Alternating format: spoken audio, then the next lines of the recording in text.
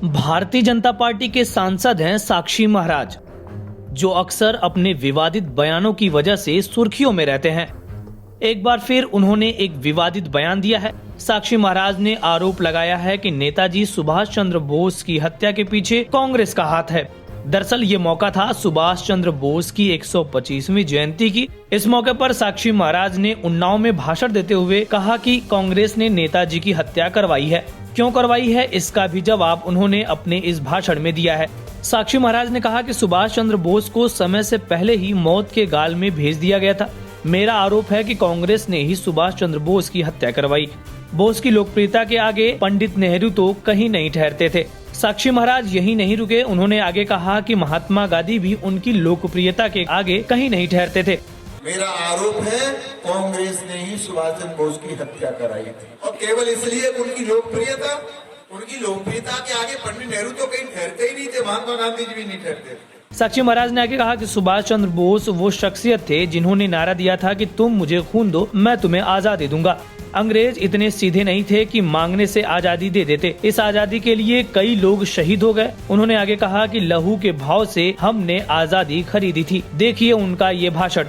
ये अंग्रेज इतने सीधे नहीं थे तो मांगने से आजादी दे गए। सुभाष चंद्र बोस कहा करते थे तुम मुझे खून दो, मैं तुम्हें आजादी दूंगा। तब मैं कहा करता हूँ लहू के भाव से खरीदी थी हमने आजादी। आपको बता दें कि सुभाष चंद्र बोस का जन्म 23 जनवरी 1897 को ओडिशा के कटक में वकील जानकी नाथ बोस के घर हुआ था। उन्होंने भारत के स्वतंत्रता आंदोलन में महत्वपूर्ण भूमिका निभाई थी।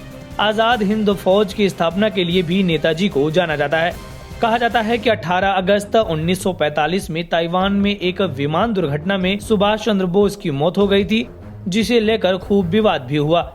आपको बताते हैं कि इससे पहले कई बार साक्षी महाराज विवादित बयान दे चुके हैं।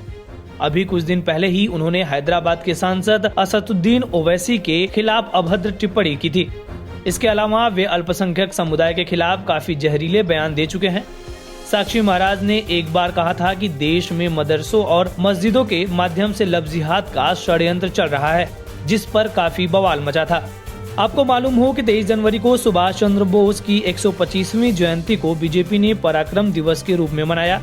इस अवसर पर देश भर में कार्यक्रमों का आयोजन किया गया। इस सिलसिले में प्रधानमंत्री नरेंद्र मोदी कोलकाता पहुंचे थे। मोदी ने कहा कि देश ने ये तय किया है कि अब हर साल हम नेताजी की जयंती यानी 23 जनवरी को पराक्रम दिवस के रूप में मनाया करेंगे।